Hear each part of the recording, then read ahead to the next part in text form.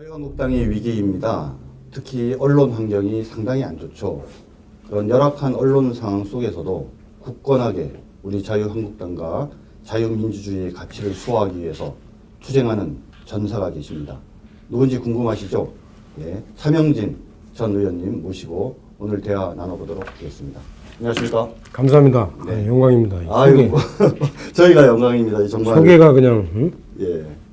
휘황찬란하네요. 저는 뭐 거짓말 잘 못하는데요. 있는 그대로 예. 말씀드렸고 오히려 좀 겸손하게 말씀드린 것 같은데. 더 고맙습니다. 과분합니다. 아, 예, 예. 우리 차명진 의원님 겸손하기까지 하시죠. 네. 우리 차명진 의원님 워낙 유명하신 분이시긴 한데 혹시 또 어떤 분이신지 궁금해하시는 분이 있을 것 같아서 우리 의원님께 직접 자기소개 간단하게 좀 부탁 좀 드리겠습니다. 자기소개 좀 부탁드립니다. 예, 차명진입니다. 1959년생이고 17대, 18대 국회의원을 했습니다. 국회의원을 하기 전에는 경기도에서 대변인 역할을 3년 했고 또 그 전에는 김문수 의원 보좌관을 했고요. 또 그 전에는 우리 386 세대가 흔히 겪은 상당히 과격한 사회주의 민중운동 지향의 운동권을 오래 했습니다. 네. 아, 운동권이셨어요? 네. 네. 그리고 지금은 이제 2번 떨어진 낙방 거사로 상당히 이 동네에서는 개만도 못한 그런 취급을 받으면서 현재 5년째 근근히 하루하루를 유지하며 살고 있습니다. 우리 의원님 본인을 지금 낙방거사라고 표현하셨고 네.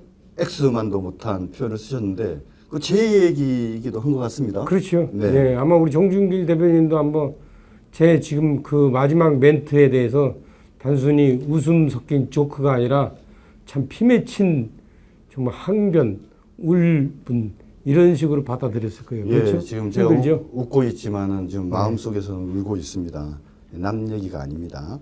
그런데요, 우리 정준길 대변인은 아마 제가 이런 얘기하면 좀 야속하겠지만 사실은 저는 국회의원 2번 하고 떨어졌기 때문에 사실은 이제 이 빌딩에서 치면은 2층에서 떨어져 봤어요. 저는 그래도 뭐 낙방거사는 맞는데 X까지는 생각을 안 해본 것 같습니다. 그래서 되게 보면 국회의원 하다가 떨어진 사람들 보면 예, 잘 못 버텨요. 네, 아마 저도 다른 직업을 할 수 있었으면 하지 않았을까 그런 생각도 해봐요. 네.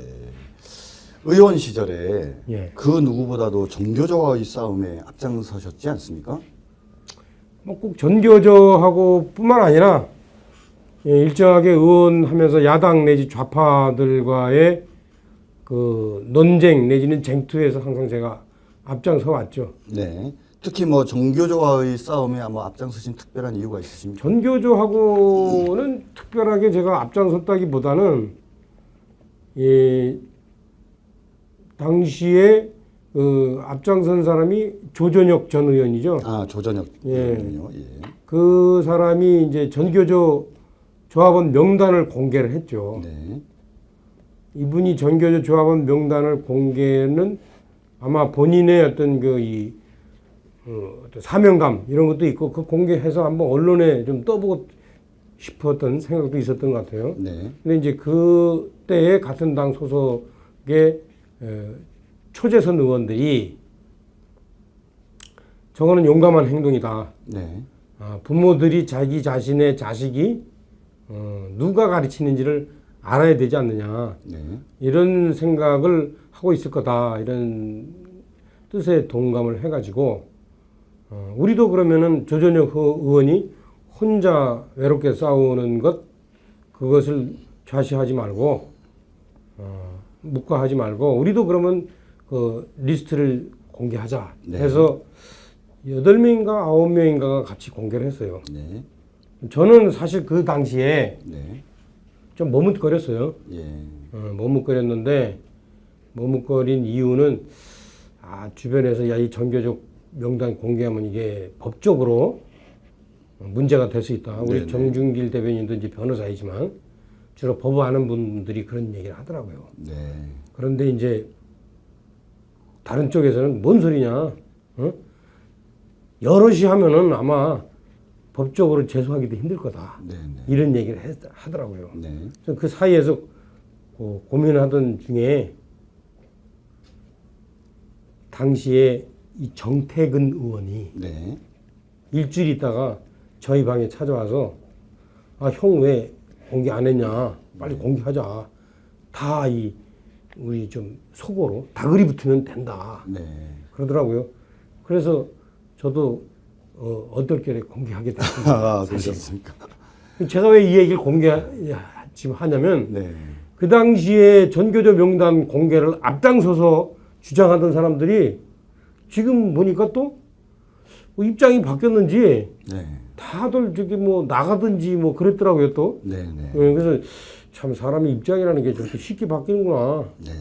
그래서 제가 그 정태근 의원 만나면 지금도 그래요. 그때 당신이 나보고 전교조 명단 공개하자고 했고 당신은 왜 딴 데 갔냐. 네. 그러면 상당히 기분 나빠하고 불쾌해하더라고요. 그렇습니까? 예. 아무튼 조전혁 의원께서 앞장서서 정교조와의 싸움을 했고 정교조 명단 공개와 관계돼서 다른 분들과 함께 이제 공개하는데 앞장서셨는데 그걸로 인해서 또 상당히 어려움을 당하셨다고 하던데요. 그게 참 이것도 사연인데 그 전교조의 중요한 간부가 제가 그 대학 때부터 운동권이었다고 했지 않습니까? 네. 운동권일 때 제가 일종의 사상 학습을 시킨 친구들이 네. 중요한 간부이더라고요. 네. 그리고 전교조의 소송을 대리하는 사람이 네. 저하고도 잘 아는 친구들이라고요. 예. 김선수 변호사 등. 네. 그래서 제가 전화를 했죠. 네. 아, 여보시오. 내가 지금 집이라고 딱 한 채밖에 없고 돈도 가진 거 없는데 나 솔직히 내가 보수 정당에 있었지만 난 나름대로 깨끗이 한다고 돈 모아둔 것도 없는데 이거 소송 걸리면 나 집도 날라가 생기겠다. 좀 봐줘라. 네. 네. 그랬는데 그 변호사들은 아 자기들은 권한이 없다. 네. 전교조에 가서 물어봐라 그러더라고요. 전교조에는 그 중요한 간부인 후배들한테 야 나 좀 봐줘라 그랬더니 네. 그 친구들이 아 형은 그런 줄 모르고 하셨습니까 그러더라고요. 그래서 내가 그 이후로는 동창회도 안 나가요. 네. 하여튼 그 친구들의 그 아주 당차고 집요한 그 노력에 의해서 결국에는 소송에서 져가지고 네. 1억 2천을 물게 됐죠. 1억 2천만 원이나요? 네. 예. 제가 집이 있습니까? 돈이 있습니까? 그래서 저희 처가 그 집을 참 헐값에 네. 갑자기 팔아가지고 네. 그거를 변제를 해주고 나머지로 전세 살고 있어요. 아, 예. 아유, 저런. 그런데 우리 지금 자유한국당 그때는 새누리당 한나라당이죠. 네네. 참 의리가 없어요. 예. 그 개인의 이익을 위해서 싸우신 것도 아닌데 네. 이런 일이 좀 벌어지면 당 차원에서 제대로 좀 도움을 좀 주거나 모금이라도 해서 도와줘야 될 거 아니에요? 모금 같은 거 전혀 없었나 전혀 보네요. 없어요. 예. 야 너네는 그거 불법인지 알면서 왜 그거 했냐? 조심하지. 이런 식으로 얘기를 하더라고요. 제가 그래서 야 이 당은 참 어려운 당이다. 네. 저는 그 문제를 상당히 심각하게 생각해요. 내가 그 뭐 현재 전세 산다는 것 이것에 대해서 그 심각하게 마음 아픈 게 아니라 다만 단돈 1원이라도 주변에서 뜻을 같이 해서 도와줘야 되는 거 아니에요? 네. 저 좌파들 보세요. 좌파들은 정말로 요즘 애들 이렇게 인사 사태도 보세요. 자기 편들을 얼마나 감싸고 돕니까? 네. 우리 우파는 그런 게 없어요. 네.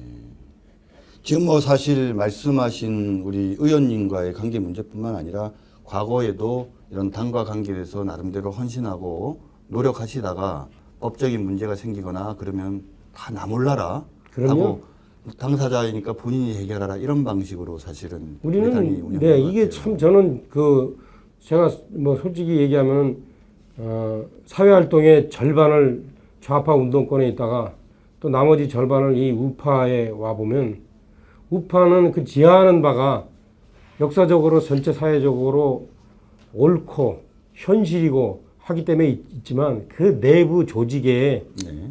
예컨대 동지애라든가 이런 거는 이 우파는 좌파에 비할 데가 못 돼요. 네. 뭔 사건만 나면 자기부터 살려고 그러고 무슨 먹을 거리 있으면 자기부터 먹으려고 그러고 네. 저는 이 문제를 우리가 해소하지 않는 한 상당히 앞으로도 전망이 어둡다 봐요. 방금 그 문제에 대해서는 나중에 좀 다시 한번 좀 네. 논의가 필요한 것 같습니다. 이런 동지의 문제, 그 다음에 당을 위해서 일을 한 사람이 문제가 발생하면 개인에게 그 문제 해결을 전적으로 돌리고 당에서는 거기에 대해서 무관심하고 협조를 안 해주는 문제. 그러니까 이 문제를 어떻게 극복해야 되는가라는 문제는 아주 중요한 문제인 것 같고요. 좀 뭐 본론으로 들어가서 질문을 드리면 지금 보수우파 위기라는 거 모든 사람들이 다 잘 알고 있는데 그 원인에 대해서 또는 어떻게 해결해야 되는지에 대해서 최근에 SNS에 글을 올리셨다 그러더라고요. 5가지를 네. 말씀하셨다고 하는데 어떤 것이 5가지인지 한번 말씀해 주시기 바랍니다. 일단은 말씀이죠. 저는 보수 우파는 죽지 않는다. 많은 사람들이 위기라 그러는데 다시 살아난다. 그것은 망고불변의 법칙이다. 왜? 네. 보수 우파가 지향하는 자유민주주의 시장 경제라는 것은 오랜 역사를 거쳐서 그것이 인간의 본성에 가장 맞는 네. 사회 제도라는 것이 그건 입증이 됐어요. 그 개개인에게 여러 가지 혜택과 불이익과가 어떤 편차가 있게 와 닿겠지만 네.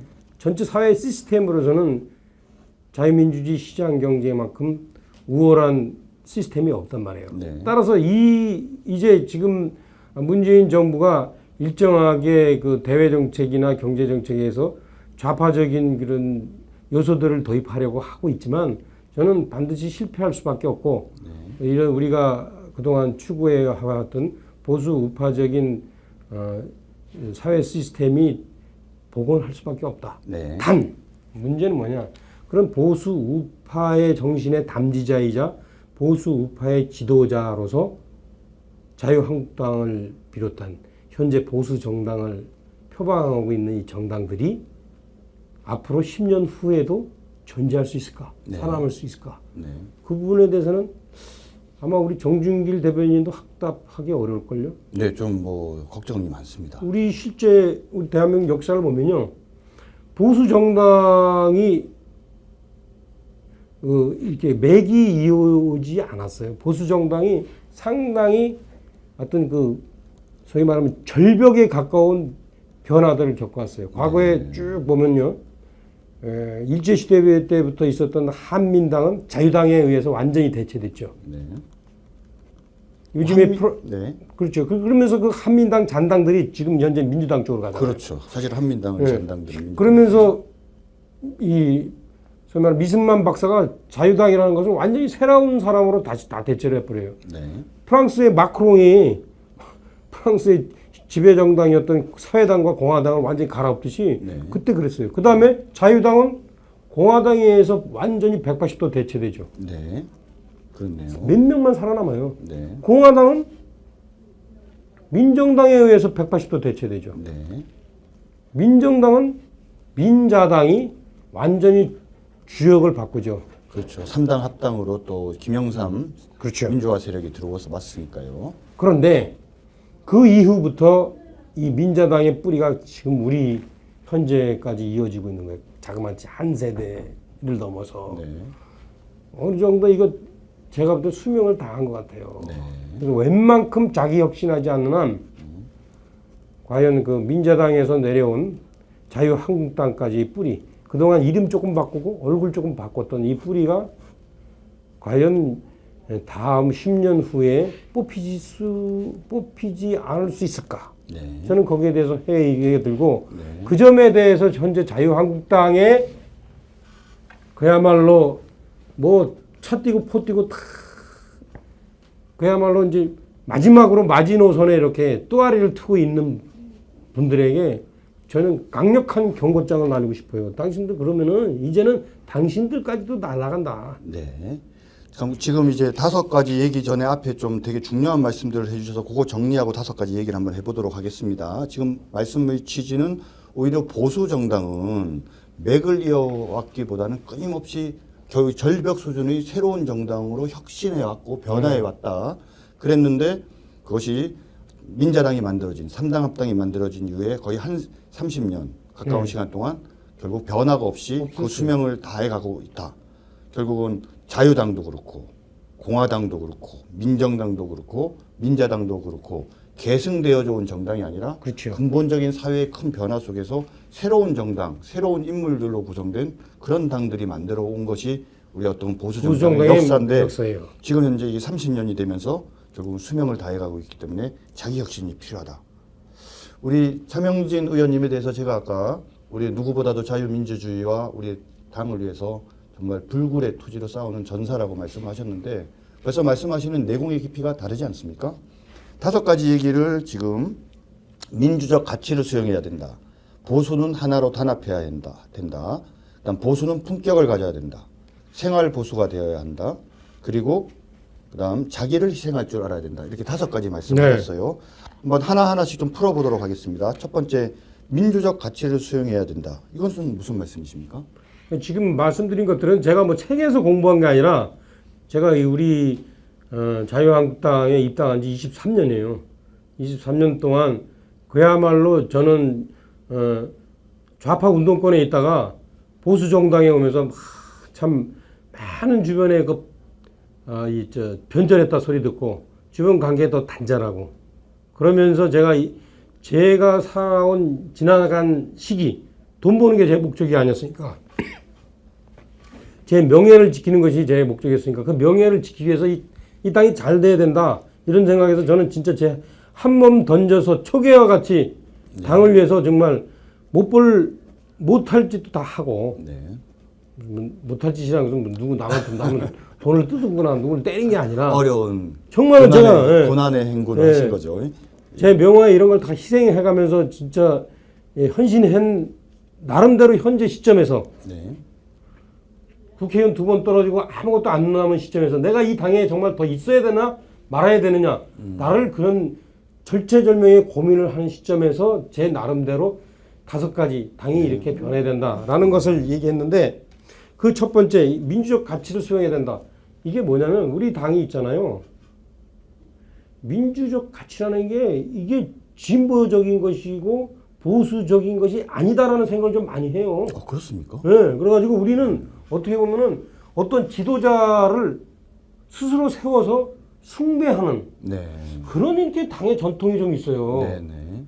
당 내에서 어떤 치열한 토론과 치열한 경쟁을 통해서 어떤 지도자를 세우는 게 아니라 어디서 하늘에서 뚝 떨어진 지도자를 만들어서 그 지도자를 마치 신격화하는 그런 경향들이 있어요. 우리 당원 전부들이 그 만화 영화 미믹이라는 만화 영화 있잖아요. 그 조그만 그 동그랗고 노란 그 생멸체들이 돌아다니면서 자기들의 그 소위 말하는 신봉자들을 찾는다고요.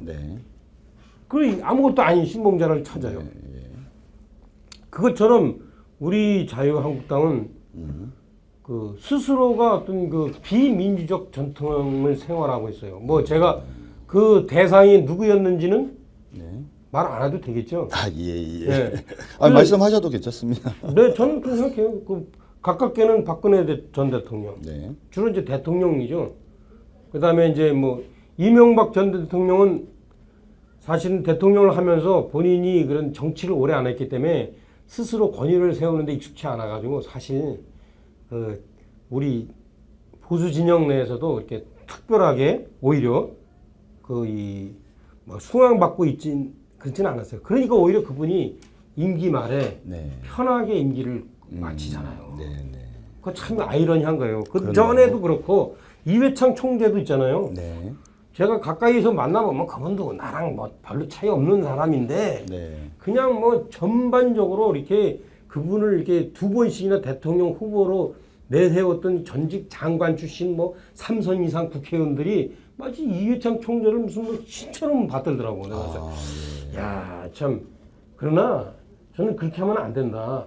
자, 이제는 우리도 민주적 리더십을 세우도록 해야 된다. 네. 저는 그 생각하고 최근에 당대표 선출과 관련해서 우리가 어쩔 수 없이 어떤 분들을 선택해야 되겠지만 네.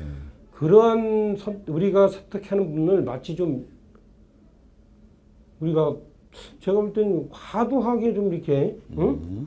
숭앙하는 그런 분위기가 있어서는 안 되겠다. 예. 저는 이렇게 특히 당대표를 누구를 뽑아달라고 저한테 얘기하는 사람들 얘기 들어보면 이분들이 이상하다.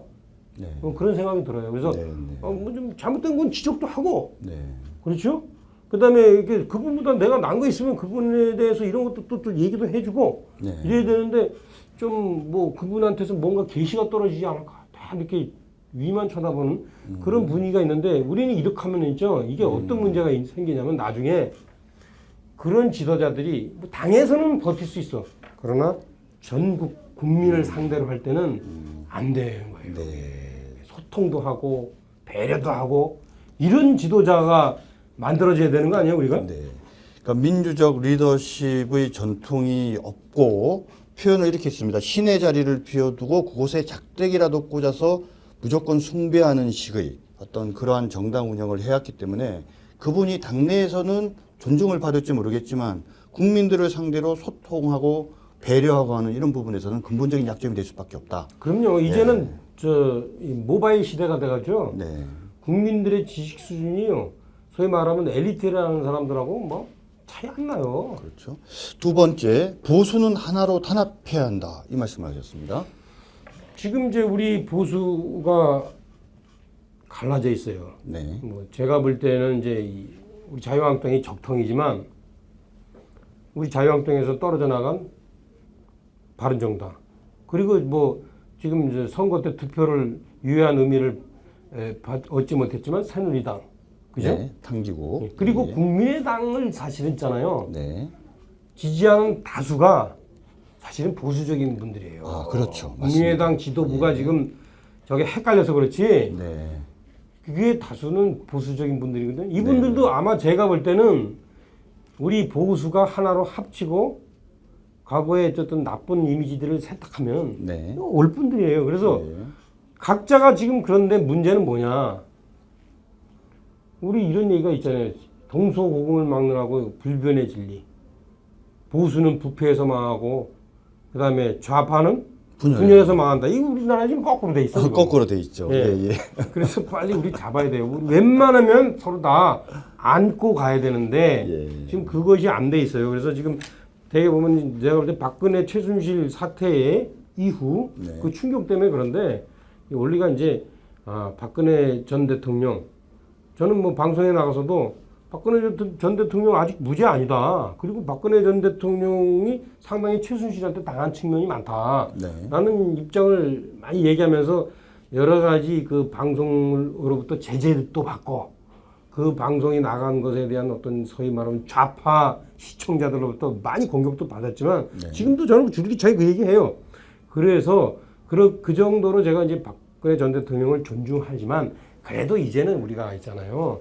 그런 부분은 이제 이미 과거로 하고 얼른 털 건 털어가지고 사실 박근혜 전 대통령에 대한 문제 때문에 이 바른정당하고 자유한국당하고 갈라진 거 아니에요? 그렇죠. 그것도 이제 지금 아까 얘기했듯이 이제 지났으니까 이제 털고 또 합치고 네. 그다음에 이제 새누리당은 이제 뭐 해체됐지만 그 새누리당을 지지한 분들 그 탄기국의 그 자발성은 상당히 놀라워요. 맞습니다. 네. 저도 이번에 대통령 선거 때 보니까 와, 그 탄기국에서 훈련된 분들이 그냥 자기 돈으로 빨간 잠바 사 입고 자기 돈으로 밥 사 먹고 하면서 저보다 더 열심히 선거운동을 하더라고. 네. 그래서 우리 솔직히 그 보수 정당이 이 상당히 동원 정당 비슷해가지고 네. 그런 자발성이 떨어지거든요. 네. 근데 그분들의 자발성을 저는 우리가 수용해야 된다 이런 생각을 해서 이 합치자 뭐가 문제냐? 누가 그렇게 특별히 잘났고 누가 특별히 정말 죽을 죄를 졌냐? 저는 생각 안 해요. 네? 저 좌파들의 준동을 생각하면은 하루라도 빨리 합쳐야죠. 네. 그래서 합치자. 조건 없이 합치자. 네. 어디가 무슨 흡수고 무슨 기생이고 이런 말 하지 말자 이제. 네.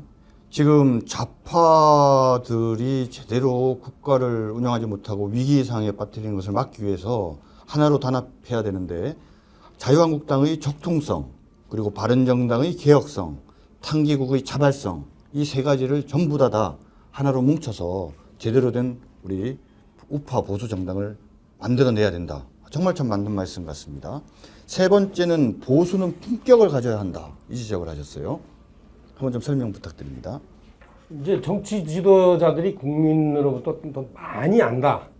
이런 걸로서 존경받지 못해요. 일정하게 이제 뭐 어떤 여러 가지 격변적인 상황들 이런 상황에서 나름대로 지도자들이 평상심을 유지하고 또 평상심을 유지할 수 있는 것은 좀 미래를 쳐다볼 수 있기 때문에 과거에 대해서 숙고할 수 있기 때문에 평상심을 유지하는 거 아니에요? 네. 그런 어떤 그 리더십들이 좀 만들어져야 되는데 우리가 그동안 너무 어렵다 보니까 네. 우리가 이제 우리를 반대하거나 쫓아오지 않는 사람들한테 특히 젊은 사람들한테 네. 아주 좀 안 좋은 인상이 있어요. 그게 네. 두 가지. 하나는 갑질, 갑질, 예. 또 하나는 꼰대질. 꼰대질, 예. 그렇죠? 이런 거를 이제는 하지 말자. 네네. 그렇죠? 그 갑질은 잘 아시죠? 네네. 네.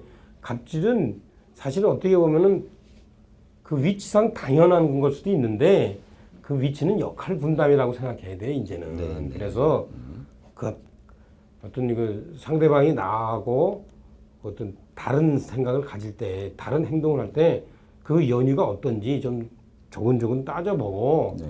내가 저 위치에 있었으면 어땠을까 이런 걸 따져보는 건데 우리 그 갑질의 대표 사례가 요즘에 얼마예요, 저? 그 공항에서 나온 로르 패스. 네.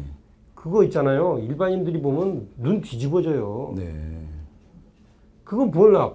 상호간에는 평소에 너무나 자연스러운 거였을지 모르지만 네. 지금 그러면 안 돼요. 얼마 전에 저기 뭐 텔레비전에서 골프하는 거 보니까 그 전인지라는 친구가 네. 자기 캐디한테 퍼터를 두 손으로 주더라고. 아, 예. 그런 식의 있잖아요. 우리가 존중하는 자세. 네. 이런 게 필요하거든요. 네. 그러니까 예, 그다음에 꼰대질은 잘 아시죠? 네. 사실 여기 이제 자유한국당에 있는 분들, 자유한국당을 지지하는 분들, 이런 분들이 되게 어려운 시기를 거쳐왔단 말이에요. 이제 70년대까지, 80년대까지. 그렇죠? 그때 내가 이렇게 살았는데, 야, 우리 때는, 야, 이 사람아, 귤을 안 먹고 집안에 하도 오래돼가지고 나중에 그게 썩어 문드려져서 못 먹었다. 니네는 요즘 귤 버리지. 뭐 이런 거라든가. 야, 우리는 화장실 갈 때 신문지 가지고 화장실 했어. 니들이 요즘 비대하지. 이것들이 어디 가지고 이런 탓을 해. 이렇게 하면 안 돼요, 이제는. 네, 네, 네. 근데 보면은 이제 많은 사람들이 그렇게 탓을 하거든요. 네. 근데 아마 다들 자식들한테 그 얘기 하면은 자식들이 몰라. 제가 볼 때는 뭐 듣기보단 반감만 가지는데 하다못해 자식도 아닌 전문 청년들한테 모여가지고 여러분 왜 취직을 안 합니까? 왜 스펙 따집니까? 이렇게 하면 눈 뒤집어지죠, 걔들이. 네. 그래서 제가 보면은 그렇게 많이 하더라고요. 그래서 그런 거 하지 말자, 이제는. 예, 예. 자식도 설득을 못하면서 청년을 설득하려고 한다. 정말 말도 안 되는 얘기인 것 같습니다. 그 얘기에 관련해서 제가 뭐 중요한 얘기인데 제 얘기 뭐 좀 길어지면 나중에 편집하세요. 이렇습니다. 우리 이런 얘기 많이 듣잖아요. 자유한국당을 지지하는 내지는 자유한국당의 주요한 간부인 사람들이 아무 생각 않고 와가지고 야 우리 애가 말이야 이번에 응? 뭐 유승민을 찍었어. 안철수를 찍었어. 심상정을 찍었어. 그런 자식 말이야. 그런 얘기를 아무 거리낌 없이 하잖아요. 네. 그 얘기는 왜 그런지 아세요? 그 얘기를 한 사람이 그 평소에 그 자기 자식한테 갑질을 해서 그런 거예요. 그게 갑질을. 그 사람이 그 아이한테 자기 삶의 진정성을 입이 아니라 행동으로 보여줬어 봐요. 걔가 아버지가 왜 홍준표를 찍을까? 다른 사람들은 정말로 수국골통이라고 그러고 막말한다고 그러고 그런 홍준표를 왜 아버지는 찍었을까? 네. 라고 진지하게 고민할 거라고요. 네. 그래서 저건 막말이 아니라 강경발언이구나. 네. 저건 수국골통이 아니라 대한민국이 북한과 마주하면서 참 한치도 물러설 수 없는 저 지점을 저분은 저렇게 절규하는 거구나 네. 라는 거를 자식이 이해를 했다면 홍준표를 찍지 딴 사람 무슨 뭐 폼나게 그 다른 사람 찍겠어요? 네. 그거는 제가 볼 땐 그 사람이 그 자식한테 잘못 보인 거예요. 네. 갑질한 거예요. 지금 방금 말한 이 내용은 어떻게 보면 우리가 20대부터 40대까지의 청년들로부터 지지받지 못하는 이유에 대해서 다양한 얘기가 있지만 결국은 부모로서 자식에게 제대로 된 모범을 보여주지 못하고 자식들을 제대로 이해시키지 못했고 자식들과 제대로 교통하지 못했기 때문에 바로 거기에 실패로부터 비롯된다. 이렇게도 얘기할 수 있는 것 같습니다. 자기 자식도 설득하지 못하는데 어떻게 우리가 청년들을 설득할 수 있겠습니까? 네 번째 문제, 이것도 참 의미 있는 말씀 같은데 생활 보수가 되어야 한다. 이렇게 말씀하셨습니다. 그렇죠. 그러니까 이제 우리가 제가 이렇게 뭐 우리 정준길 대표도 정치를 해보시지만 사실은 이제 그 우리가 중요한 가치로 내세우는 자유 시장 경제, 그 다음에 무슨 뭐 어떤 그 안보 이런 문제들이 사실은 오랜 역사를 거쳐서 우리에게 가슴에 와닿는 가치이지만 사실은 일반인들이 그때그때 겪는 그런 문제는 아니란 말이죠. 네. 그래서 그런 일반인들이 그때그때 겪는 문제에 대한 답을 줘야 돼요. 그런 문제를 같이 고민할 수 있어야 돼요. 예컨대 4대강 녹조 문제에 대해서 많은 사람들이 특히 보수 쪽에서 그 문재인 대통령 등에 대해서 이렇게 공격을 해요.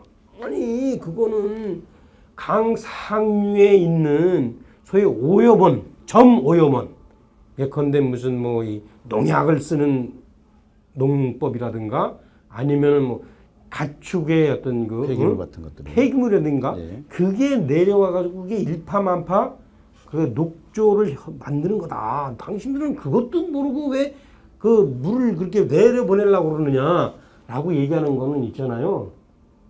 딱 보면은 그거는 있잖아요. 이러는 거예요. 이거는. 솔직히 왼쪽 사팔대기가 오른쪽 사팔대기 욕하는 거예요. 그잖아요. 왼쪽 사팔뜨기가 오른쪽 사팔뜨기를 욕하는 것이다. 그럼요. 예. 그거는 우리도 녹조 문제에 대한 해답을 내놓을 그런 책무가 있는 거예요. 네. 그럼 예컨대 정말 그게 다 해답이라고 본다면 이번에 추경할 때 그러면 추경 중 일부를 그러면 4대강 중에 무슨 뭐 금강이면 금강, 영산강 상류에 그 점 오염원을 그러면 제거하는 환경 정화 시설을 설치하는데 돈을 쓰자. 라든가 그렇게 맞제안을 해야지. 그런 대답은 안 하고 제가 저 왼쪽 사팔뜨기네. 그러면 국민들이 볼 때 모르겠어요. 지는 오른쪽 사팔뜨기면서 그렇게 한단 말이에요. 그러니까 저에게 모든 문제 다 그래. 청년 실업의 문제도 문재인 대통령이 그야말로 국민의 세금으로 일자리를 만들어? 그러면은 국민 세금 다 가는 거지. 그거는 또 내년에 세금을 내야 되고 그리고 그것은 예컨대 따라서 일반인이 그 세금 낸 돈으로 만들 수 있는 일자리를 구축하는 거고 그러니까 너 잘못하는 거야.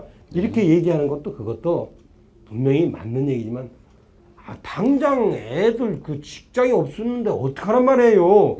라는 데에 대한 답은 없는 거예요. 그렇네요. 지금 말씀 들어보면 결국은 우리가 생활 보수가 되고 국민들이 가지는 관심사항에 대해서 제대로 자기 역할을 하려 그러면 잘못을 지적하는 것만으로 그쳐서는 안 되고 대안을 제시하고 구체적인 실천 방안까지 내야 된다. 너무 당연한 말씀인데 왜 이리 가슴이 뭉클한지 모르겠어요. 우리는 지금 그러지 못하고 있어요. 우리 여당이었잖아요. 얼마 전까지. 그러게요. 한 사람도 현직 의원이라는 사람들 내 가만히 보면 아까 얘기했듯이 그 어디 무슨 신 하나 모셔가지고 쫓아다니는 얘기만 하지 이런 부분에 대한 자기 고민의 얘기를 하질 않아요. 대답을. 맞으면 그런 것들 다 마찬가지야. 북핵 문제, 알겠습니다. 뭐 다른 얘기들은 좀 많으니까 여기서 그렇고 다섯 번째 마지막 얘기 좀 해보시죠. 자기를 희생할 줄 알아야 된다. 그리고 이 자기를 희생할 줄 알아야 되는 것이 앞에서 말한 네 가지보다 더 중요하다. 이렇게 강조를 앞에서 하셨습니다. 말한 네 가지는 솔직히 제가 보면은 현재 문재인 정부가 지지율이 떨어지면 떨어질수록 소위 말하면 우리 정치가 상당히 좀 안 좋은 건데 손님 실수로 네. 내가 지지율이 올라서 득표율이 높아지고 당선되는 경우들이 사실 많아요. 네. 사실 문재인 정부도 사실은 박근혜 정부의 골이 깊었으니까 네. 저게 탄생한 거거든요. 네. 그러니까 사실 그런 거 보면 앞에서 말한 네 가지 대안은 문재인 정부가 앞으로 지지율이 떨어지면 떨어질수록 별로 그거 안 해도 네. 우리 지지율이 높아지는데 다만 마지막으로 다섯 번째는 그렇다 하더라도 이 다섯 번째가 없으면 네. 우리 대신 다른 쪽에서 아마 보수 정당의 기치를 걸고 아, 예. 마크롱의 그 악마르 정당처럼 네. 단 보름 만에 우리가 진짜 보수 정당의 대변제하고 딱 나올 수도 있어요. 네, 네. 그래서 그러한 어떤 우리의 대체 정당이 나오지 않으려면 네. 우리 지금 보수 정당이 정신 바짝 차리고 해야 되는데 그 중에 하나가 뭐냐? 지금 서로가 서로를 도와줘야 돼요.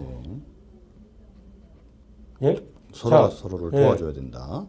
그래서 예. 서로가 지금 국회의원들 잘 나가는 사람들 네. 나 같으면 정말 어려운 상황에 있을 때 원외 정당들한테 좀 도움도 주고 네. 자기들이 잘나서 국회의원 돼서 자기들이 다 TK 있으니까 국회의원 됐지. 안 그래요? 예. 우리가 내가 지금 얘기하는데 나는 친박도 아닌데 말이야. 친박이 잘못해가지고 TK 없다는 죄로 우수수 떨어져 버렸어. 우리 수도권에 있는 사람들은. 네. 그렇잖아요. 네. 그래도 진짜 친박했던 사람들, TK 듣는 사람들은 욕먹었는데도 다 당선됐어. 그 사람들은 따라서 지금 개혁 대상이 개혁 주장하는 그런 코미디 하지 말고 솔직히 지금 자기들 있잖아요. 세비 받는 거 일정 부분 좀 떼어서 네. 원외 지구당 위원장도 좀 도와 좀 주세요. 네. 응? 그렇게 하고 내가 가만히 보면은 당에서 무슨 일 있으면 전부 다 외부 인사 무슨 뭐 교수 붙인 사람들 다 붙여서 다 그 사람들 회의비 다 주대? 네. 그런 거 하지 말고 이 원외위원장들 훌륭했으니까 원외위원장 뽑은 거 아니에요? 네. 네. 이런 사람들 뽑아다가 그거 시키든가. 좀 문제가 심각하지 않아요, 이거? 네. 지금 말씀을 들어보면 결국은 문재인 정부가 나중에 지지율이 떨어져서 그거로 인한 반사 이익을 받을 수도 있지만 다섯 번째 요소인 자기를 희생할 줄 아는 그런 모습을 국민들에게 보여주지 못하면 대체 정당이 나와서 우리 자유한국당을 잡아먹을 수도 있다.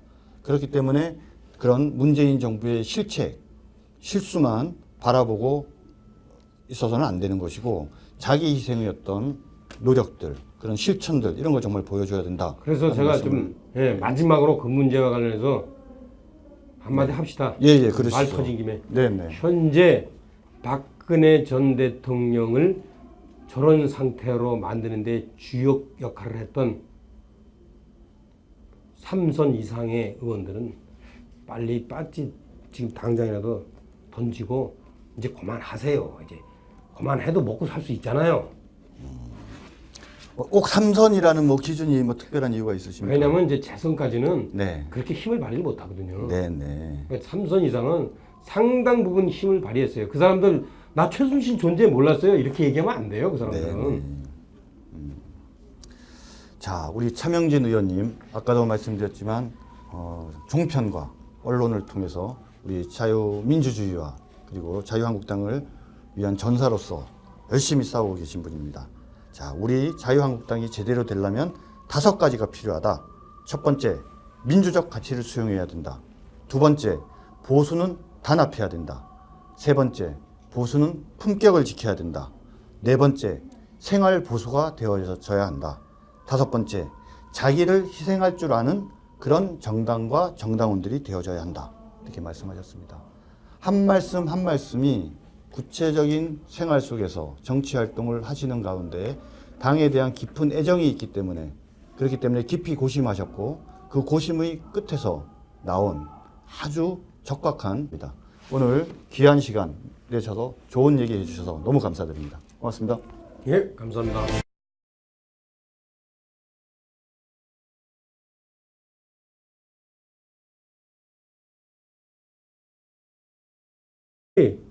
지금 보니까 또 입장이 바뀌었는지 네. 다들 저기 뭐 나가든지 뭐 그랬더라고요 또. 네, 네. 그래서 참 사람이 입장이라는 게 저렇게 쉽게 바뀌는구나. 네. 그래서 제가 그 정태근 의원 만나면 지금도 그래요. 그때 당신이 나보고 전교조 명단 공개하자고 해놓고 당신은 왜 딴 데 갔냐. 네. 그러면 상당히 기분 나빠하고 불쾌하더라고요. 그렇습니까? 예. 아무튼 조전혁 의원께서 앞장서서 정교조와의 싸움을 했고 정교조 명단 공개와 관계돼서 다른 분들과 함께 이제 공개하는데 앞장서셨는데 그걸로 인해서 또 상당히 어려움을 당하셨다고 하던데요.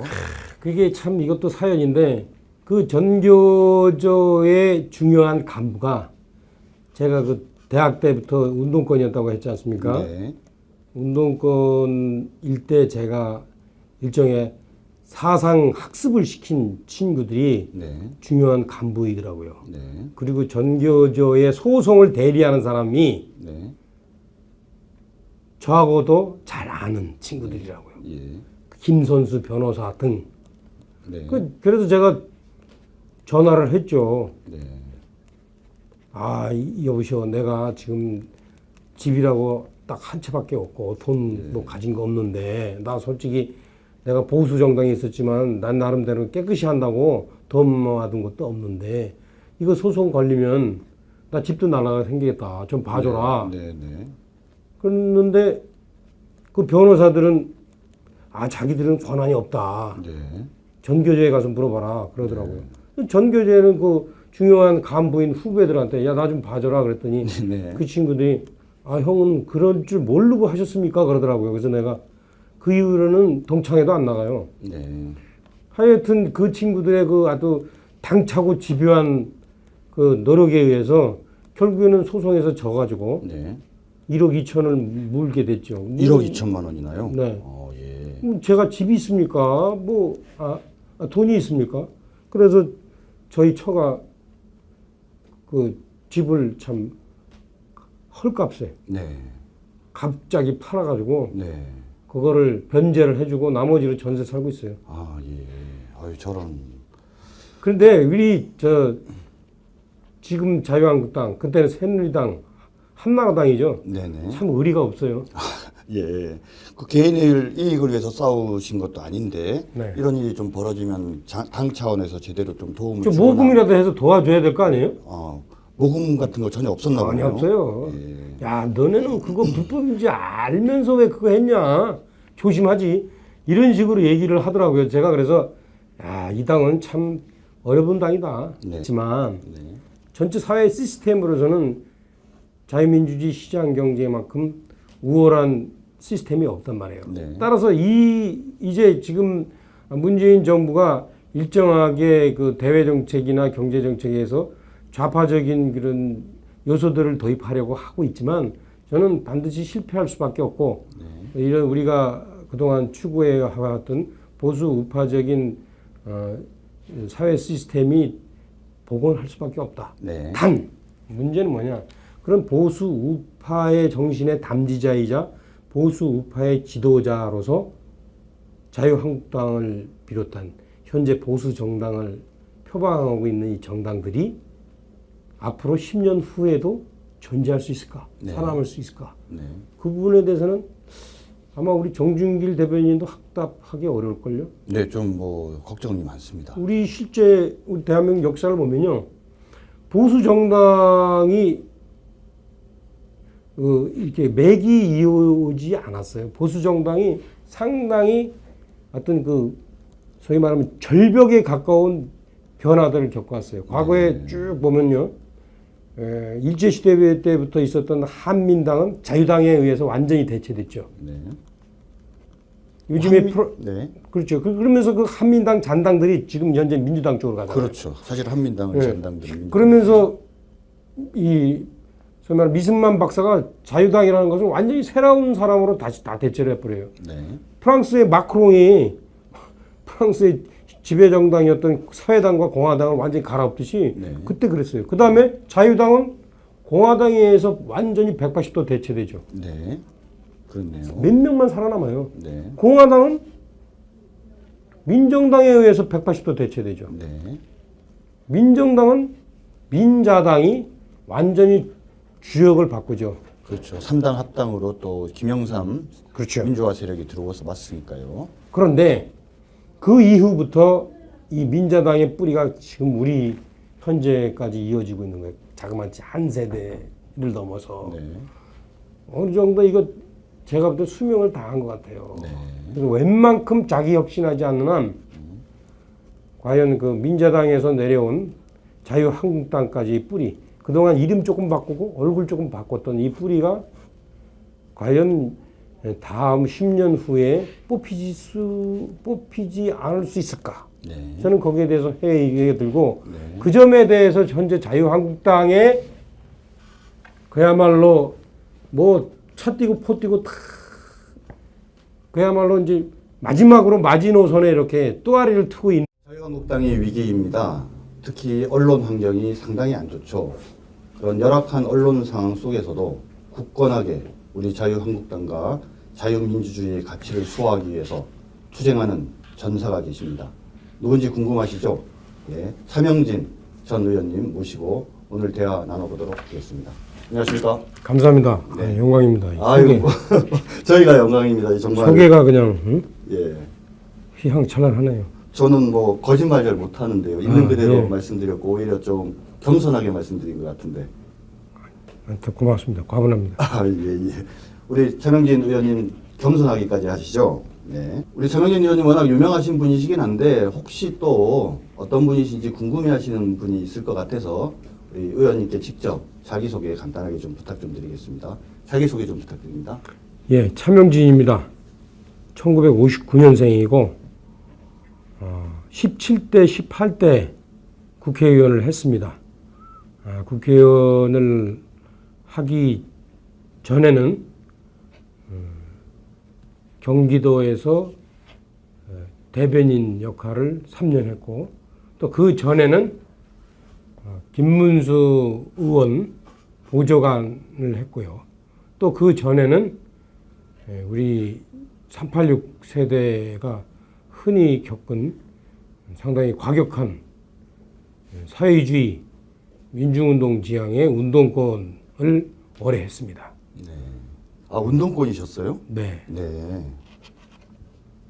네. 그리고 지금은 이제 2번 떨어진 낙방 거사로 상당히 이 동네에서는 개만도 못한 그런 취급을 받으면서 현재 5년째 근근히 하루하루를 유지하며 살고 있습니다. 우리 의원님 본인을 지금 낙방거사라고 표현하셨고 네. X만도 못한 표현을 쓰셨는데 그 제 얘기이기도 한 것 같습니다. 그렇죠. 네. 네, 아마 우리 정준길 대변인도 한번 제 지금 그 마지막 멘트에 대해서 단순히 웃음 섞인 조크가 아니라 참 피맺힌 정말 항변, 울분 이런 식으로 받아들였을 거예요. 예, 그렇죠? 지금 제가 힘들죠? 웃고 있지만은 지금 마음속에서는 울고 있습니다. 남 얘기가 아닙니다.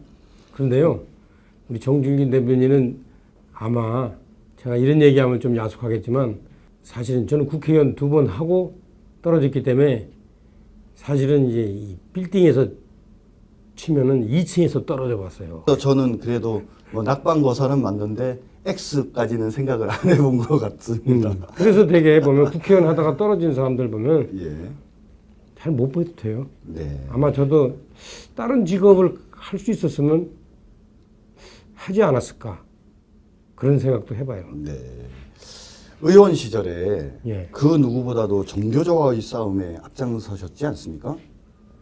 뭐 꼭 전교조하고 뿐만 아니라 일정하게 의원하면서 야당 내지 좌파들과의 그 논쟁 내지는 쟁투에서 항상 제가 앞장서 왔죠. 네. 특히 뭐 정교조와의 싸움에 아마 앞장서신 특별한 이유가 있으십니까? 전교조하고는 특별하게 제가 앞장섰다기보다는 이 당시에 그 앞장선 사람이 조전혁 전 의원이죠. 아, 조전혁 예. 의원님요. 예. 그 사람이 이제 전교조 조합원 명단을 공개를 했죠. 네. 이분이 전교조 조합원 명단을 공개는 아마 본인의 어떤 어떤 사명감 이런 것도 있고 그 공개해서 한번 언론에 좀 떠보고 싶었던 생각도 있었던 것 같아요. 네. 근데 이제 그때의 같은 당 소속의 초재선 의원들이 저거는 용감한 행동이다. 네. 부모들이 자기 자신의 자식이 누가 가르치는지를 알아야 되지 않느냐. 네. 이런 생각을 하고 있을 거다. 이런 뜻의 동감을 해가지고 우리도 그러면은 조전혁 의원이 혼자 외롭게 싸우는 그것을 좌시하지 말고 묵과하지 말고 우리도 그러면 그 리스트를 공개하자 네. 해서 8명인가 9명인가가 같이 공개를 했어요. 네. 저는 사실 그 당시에 네. 좀 머뭇거렸어요. 예. 머뭇거렸는데 머뭇거린 이유는 주변에서 이 전교조 명단 공개하면 이게 법적으로 문제가 될 수 있다. 우리 네네. 정준길 대변인도 이제 변호사이지만 주로 법 아는 분들이 그런 얘기를 하더라고요. 네. 그런데 이제 다른 쪽에서는 뭔 소리냐? 여럿이 하면은 아마 법적으로 제소하기도 힘들 거다. 네. 네. 이런 얘기를 하더라고요. 네. 그래서 그 사이에서 고민하던 중에 당시에 이 정태근 의원이 네. 일주일 있다가 저희 방에 찾아와서 형 왜 공개 안 했냐? 빨리 공개하자. 다 우리 좀 속어로 다그리 붙으면 된다. 네. 그러더라고요. 그래서 저도 얼떨결에 공개하게 됐습니다. 그러셨습니까? 제가 왜 이 얘기를 지금 하냐면 네. 그 당시에 전교조 명단 공개를 앞장서서 주장하던 사람들이 네. 저는 그 문제를 상당히 심각하게 생각해요. 내가 현재 전세 산다는 것 이것에 대해서 심각하게 마음 아픈 게 아니라 다만 단돈 1원이라도 주변에서 뜻을 같이 해서 도와줘야 되는 거 아니에요? 네. 저 좌파들 보세요. 좌파들은 정말로 요즘 애들 이렇게 인사 사태도 보세요. 자기 편들을 얼마나 감싸고 돕니까? 네. 네. 우리 우파는 그런 게 없어요. 네. 지금 뭐 사실 말씀하신 우리 의원님과의 관계 문제뿐만 아니라 과거에도 이런 당과 관계에서 나름대로 헌신하고 노력하시다가 법적인 문제가 생기거나 그러면 다 나 몰라라 그럼요. 하고 당사자이니까 본인이 해결하라 이런 방식으로 사실은 우리 당이 우리는 운영된 네 것 이게 같아요. 참 저는 제가 뭐 솔직히 얘기하면 사회활동의 절반을 좌파 운동권에 있다가 또 나머지 절반을 이 우파에 와 보면 우파는 그 지향하는 바가 역사적으로 전체 사회적으로 옳고 현실이고 하기 때문에 있지만 그 내부 조직에 네. 예컨대 동지애라든가 이런 거는 이 우파는 좌파에 비할 데가 못 돼요. 네. 뭔 사건만 나면 자기부터 살려고 그러고 무슨 먹을거리 있으면 자기부터 먹으려고 그러고 네. 저는 이 문제를 우리가 해소하지 않는 한 상당히 앞으로도 전망이 어둡다 봐요. 방금 그 문제에 대해서는 나중에 좀 다시 한번 좀 네. 논의가 필요한 것 같습니다. 이런 동지의 문제, 그 다음에 당을 위해서 일을 한 사람이 문제가 발생하면 개인에게 그 문제 해결을 전적으로 돌리고 당에서는 거기에 대해서 무관심하고 협조를 안 해주는 문제. 그러니까 이 문제를 어떻게 극복해야 되는가라는 문제는 아주 중요한 문제인 것 같고요. 좀 뭐 본론으로 들어가서 질문을 드리면 지금 보수우파 위기라는 거 모든 사람들이 다 잘 알고 있는데 그 원인에 대해서 또는 어떻게 해결해야 되는지에 대해서 최근에 SNS에 글을 올리셨다 그러더라고요. 5가지를 네. 말씀하셨다고 하는데 어떤 것이 5가지인지 한번 말씀해 주시기 바랍니다. 일단 말씀이죠. 저는 보수 우파는 죽지 않는다. 많은 사람들이 위기라 그러는데 다시 살아난다. 그것은 망고불변의 법칙이다. 왜? 네. 보수 우파가 지향하는 자유민주주의 시장경제라는 것은 오랜 역사를 거쳐서 그것이 인간의 본성에 가장 맞는 네. 사회제도라는 것이 그건 입증이 됐어요. 그 개개인에게 여러 가지 혜택과 불이익과가 어떤 편차가 있게 와 닿겠죠.